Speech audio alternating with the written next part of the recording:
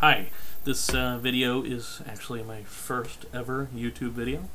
That's kind of scary. This is a response to a video by Sora201, some questions for atheists, which I am. So I'm going to jump right into the questions and give you some answers, and I'm new to this whole YouTube video thing, so here it goes. Question number one. If you don't believe in God, which is pretty much the only and basic definition of atheism, do you believe in spirituality, ghosts, more or less the supernatural? Me personally, no. I do not. So I guess I would lean towards the skeptical side. Question two, a continuation of that question is, can you believe in that and still be an atheist? Yes. All an atheist is somebody that does not believe that there's a God. That's the only basic requirement. You can believe in unicorns, fairies, or anything else as long as you don't consider them gods. I think you'll find that most atheists, however, are skeptical, and the main reason that they don't believe in a God is lack of evidence, which would mean that also they probably would not also believe in fairies, unicorns, and anything else like that for the very same reasons. Mythology, as in, Greek mythology, I find it interesting. I don't think it has a whole lot to do with atheism one way or another. Like a lot of religions, including Christianity, I think their mythology was built around things they didn't understand, and their mythology was used to explain it. Zeus was, the chariot of fire. He was the sun, rode across the sky. So a lot of their mythology explains that. I find it interesting, intriguing. I mean, on that level, but I guess you could, enjoy it. I don't really see what it has to do with being an atheist. Mythical creatures. Again, if you want to believe in the Loch Ness Monster, aliens, the Lake Erie Monster, hey, local entity.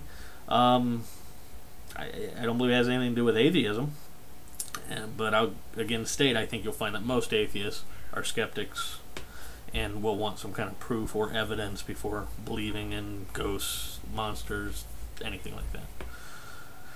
Heaven or hell, what happens after birth? Well, heaven and hell are tenets of pretty much Christianity, and so you'll find most people that don't believe in God, we don't necessarily believe in the things that go along with it. So you'll find most atheists don't believe in heaven or hell, and what happens after death? Death is probably best thought of as turning off the switch. Nothing happens. That's it. You're dead. You no longer have any thought processes, and your brain dies, and so does your thoughts. You're gone. I guess a fair question, or maybe an easy way to think about it, would be, what did you? I'm gonna have to work on this camera thing. What did you think of or experience prior to birth? Nothing. What did you experience for the millions of years prior to your conception? Nothing. I mean, you didn't exist. And again, after death, you also won't exist. There's no real difference there. Question number 6. When did I become an atheist and how? I believe I've always been an atheist. The fact that my family is not religious probably gave me the opportunity to be a little more thoughtful about those things than most, and not feel so bad about considering it. But I can remember at a very early age, and I mean I'm talking 5, 6 years old, thinking, hearing people talk about the Spirit of God and prayer and all these things, and I would think, and I would say little prayers, and I would wait for an answer, and these people would say, yeah, you can feel, Christ, you can feel Him, He's in your heart, it's love, I'm sitting there thinking, well, I feel exactly the same as I did 10 seconds ago. I don't feel any warmth. I don't feel anybody loving me. I don't hear any voices. There's nothing there, you know. Do these people hear nothing and they're just making it up? You know, so I pretty quickly came to the conclusion that it's just, you know, all make-believe. And for whatever reason, there's a lot of people that do believe it, but it's still make-believe. Let's see. Fun fact. This is my first YouTube video. That's a fun fact. And this camera thing's a little freaky, so I'm going to have to work that out. Fact number 2 is obviously my computer room could use quite the cleaning, but I don't care. Let's see. Thoughts on the universe. You know, if you want like a big picture, all I can really say is I'm pretty scientifically minded.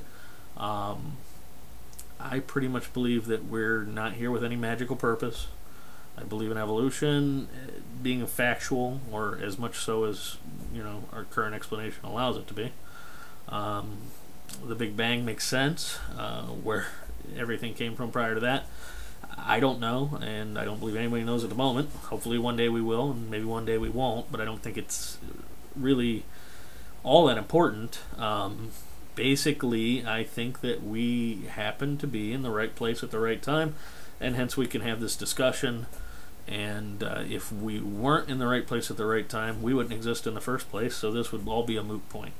I don't think we hold any special place in the universe. I don't believe in little green men that come down a land, but I have a pretty solid belief that out there somewhere there's something ranging from microbes to plant life to maybe more intelligent species than us on other planets. But the universe is such a vast place that, cosmologically speaking, to get to those other planets, they may be 500 million light years away. For all intensive purposes, unreachable. If we sent them a message today on the radio, they wouldn't even receive it for 500 million years. Longer than, you know, human beings have existed for sure. And by the time we could get an answer back, a billion years, because of the two-way communication, we probably won't even be here, or nor will we probably be listening. I mean, again, the cosmological distances make things, you know, real different when it comes to that kind of thing. I guess those are thoughts for another video. I am probably rambling on since this is my first video, so give me a break, guys. Don't beat me up too much. And I thought your questions were interesting, and I'm glad that you took kind of a nice attitude about it, because, you know, there's a lot of people that argue back and forth, and some really nasty people on both sides. So it's kind of nice to, that's why I kind of picked your video for my first response, because I don't feel like you're going to murder me. Thanks.